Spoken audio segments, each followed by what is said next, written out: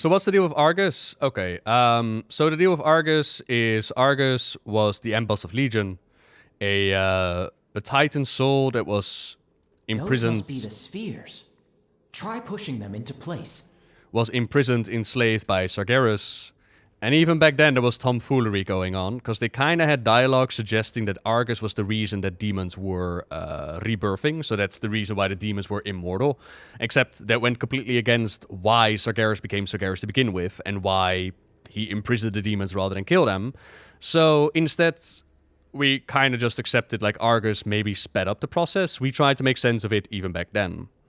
So Argus is taken care of, their powers are used to imprison Sargeras, off we go into battle for Azeroth, yada yada yada. So Shadowlands comes around, something breaks the Arbiter, and a red blob attacks the Arbiter, and that breaks it down. We don't know what that red blob is, so people are like, okay, what the heck happened? We were given the idea that it was broken sometime around the Legion period. So we're looking at moments that happened in Legion. Was it perhaps Xavier's taken down, Argus taken down? What happened here? Time passed on. They did an interview with Taliesin and Avatel in which they clearly stated, like, look, Titan souls, the Shadowlands are for mortal souls, whereas Titans go elsewhere, and demons go elsewhere, and light goes elsewhere. We want you to think about where could Titans go. So, okay, Titan souls don't end up in the Shadowlands. All right. So why did people think Argus might be connected to the Shadowlands? Is because the model datamine name is like Titan of Death. They got like unmaking abilities. There was a lot that connected Argus to the realm of death. But okay, fair enough. Titans don't end up in the Shadowlands. It's an idea. But at the same time, Xavier's could still be a thing. Something else could still be a thing. It could be a thing. We go into Revendreth, questing, and they blame the Nephrius for the droughts. We go into the Grimoire of the Shadowlands, where they also blame the Nephrius for the drought. And the anima from Revendreth is the same color red as was shot down at the Arbiter.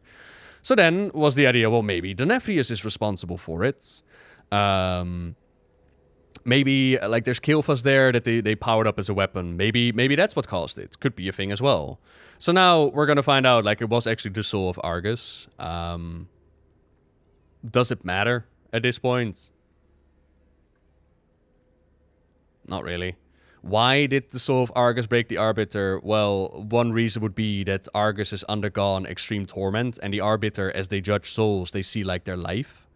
So that might have shut it down, but does it really matter? Nah. The only thing I would say about it is that them constantly giving the jailer credit for shit that happens is just getting on my nerves.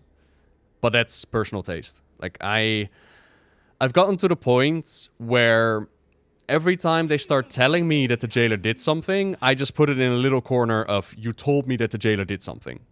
So they've made the jailer responsible for pretty much everything in the Warcraft universe. From Sargeras to the Void Lords to everything. It's just, it was the jailer. And I don't care. I don't care. I find it ridiculous. I find it boring.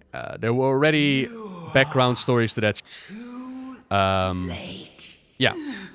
No, we're gonna find in just a moment, Sammy. You'll see it in just a moment. Hang on. It's fine, but it's the same way how they revealed why the Gateway responded to us. The Gateway in the Maw responded to us because we are the destined Mawwalkers. That's why it responded to us. Now, you could still argue and speculate, okay, what exactly makes us the special super-duper Mawwalkers? Why are we the ones that are prophesized?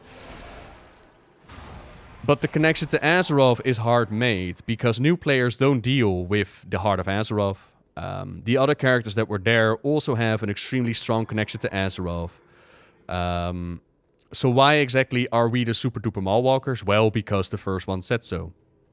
That's basically what it comes down to. Which, again, is like, well, that's a fart in the wind, ain't it? And that's the problem when you start making... when you start making storylines, you're keeping it vague on purpose. The moment that you start explaining it comes crumbling down. And you just open your eyes like, this is absolute dog shit. But yeah, that falls in line with a massive problem of the Shadowlands. Like, you could tell me that the jailer has done all these things. And I used an example earlier on of a slug.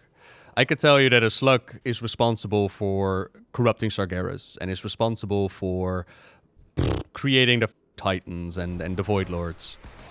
I can tell you that. And that's pretty much what they've done for the Jailer's development. They pretty much tell us that he's done all these things, and they call it a day. These souls can be used to create the Arbiter. But can they become other beings as well? To then go around and say like, oh yeah, he's done all these manipulative things to then make him the most obvious, bland villain you've ever seen, living in his sanctum of domination, dominating people, runes of domination on his body. That is the last of them. I hope this works. So on the one hand, they're trying to sell him off as this unique mastermind that has been planning all these things. On the other hand, it's just a sexy bald man that's walking around. It's like, yeah, okay. How did the Jailer create the Void Lords? No, not so much the Void Lords. Okay, so the manipulation of the Jailer. Despite being imprisoned within the Maw, despite Sire Denethrius once upon a time deciding to stand with his fellow Eternal Ones and imprisoning Zovaal within the Maw, some way, somehow, the Jailer was able to convince Denethrius to join his side. Through Denethrius comes the creation of the Dreadlords. And through the creation of the Dreadlords comes corruption and infiltration. There is a book that we found called Enemy Infiltration Preface. And Enemy Infiltration Preface sets the idea that the Dreadlords were sent out into all the cosmic domains. Too late! They were sent out in the domain of light, in the domain of void, the domain of order, disorder. They were sent out into all these domains to cause a whole bunch of... You have sealed your fate. So Sargeras formed this Burning Legion and learned about the plans of the Void Lords to corrupt a Titan's soul from the Dreadlords. It's possible... Expected. It's possible that the Dreadlords were able to push the Void Lords into sending out their old gods to make that happen, right? So all the things that happened in the Warcraft universe, all the storylines are connected to the Dreadlords, to the Denethrius, to the Jailer. That's what they've decided to go with. The Dreadlord idea was an interesting one. Like, oh shit, Dreadlords have infiltrated domains and whatnot. Was an interesting one. But like I said before, they're trying to portray the Jailer as an interesting, charismatic character that can manipulate and get people to his side. But I would give that role to Denethrius. Like, if you would have told me that Denethrius was the mastermind behind all of it, I would understand that. Oh yeah, that makes sense. Yeah, he's done nothing but deceive people. He's done nothing but not be who he is supposed to be, right? I would agree with that. But no, it's the Jailer. Your fate. The hour approaches. Summon the scryers. All right, come along, Pelagos. We're gonna build life. We're gonna build an eternal one. It's gonna be great.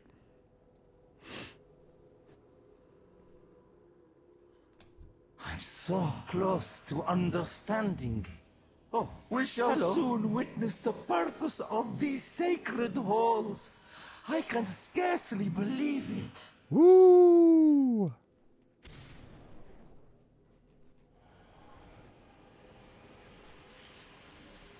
Alright. So we rebooted the system. Got like souls going on, power going on. We're gonna make ourselves a new Arbiter. We got ourselves a prototype, a vessel. The rustle of creation whispers in the dark. We may begin. It is time. The song shall bring life anew. Tell me when you're ready to begin. The time has come. The halls have healed. A new Arbiter waits in the wings. Uh-huh.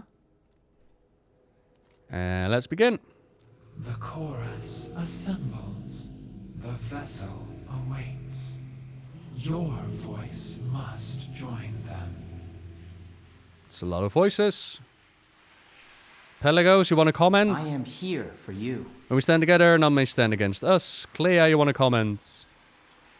The winds of change have arrived. Firim? Are we worthy? The Jailer's force have crippled the operation. With our help, a new Arbiter... Wait, what? You actually said something interesting. A new Arbiter will be constructed. Alright? Activating new Arbiter. A melody lost long ago.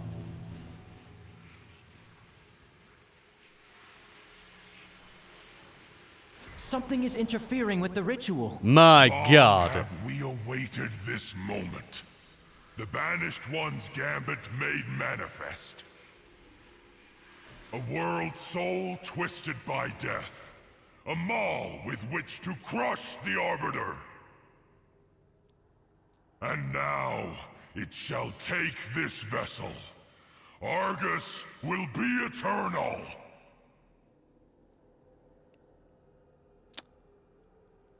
Yeah. Alright.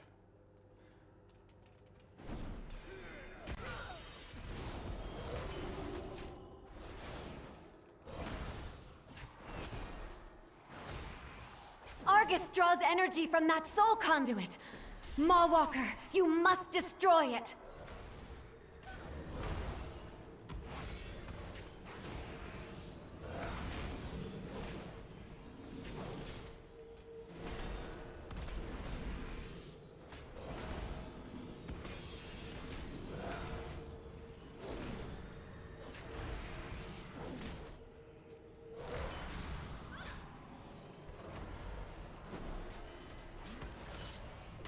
Uh-huh.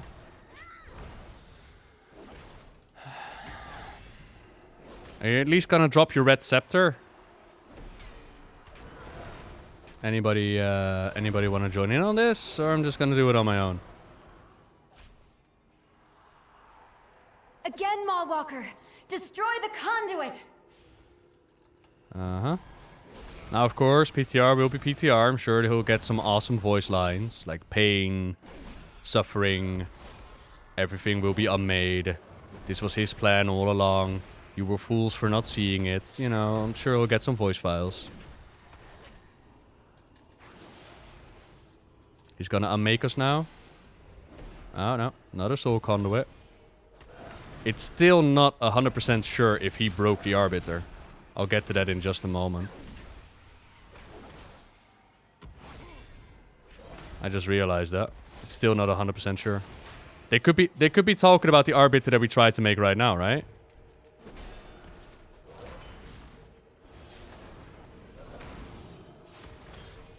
But then again, you gotta wonder, like, okay, he made his gambit. Nah, it's pretty far-fetched. It's pretty far-fetched. Like, he made his gambit, they got his soul here.